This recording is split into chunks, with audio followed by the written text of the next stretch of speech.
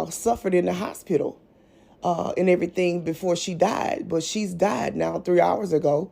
They jumped her. You can hear, if you see the videos, that's Jada allegedly on the video saying, if you let them off the bus, I don't know what they getting off the bus for. If they get off the bus, I'm going to whoop they blank, blank ASS. That's the point where I'm telling you she was tired. Her cup had run over.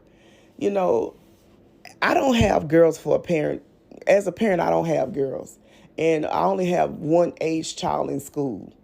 And, these are the talks that I have with him. If you have, no matter what age they are, if they're in any type of public school, you want to have that talk with your children. Let them know if you're being bullied, if something is done to you, if you feel scared, let me know. It's just not about sending them to school to get an education. Their safety needs to matter as well. You can't say as a parent what could have been done and what shouldn't have been done. But, I mean, this is a sad situation. Now, I guess the county police officers are looking for the people on the bus. So the family is asking people to share the story and tell the story. That's why I'm doing a POV. Others are doing a POV because when I first seen the story on Prophet Sam's page, a lot of people don't like to talk on social media. He typed all of it and it took a long time to read. And people were in the comments saying, why you just didn't type? Or, they was putting up funny emojis, but I went on ahead and did a POV along with, other people doing POVs on this. This is a sad situation.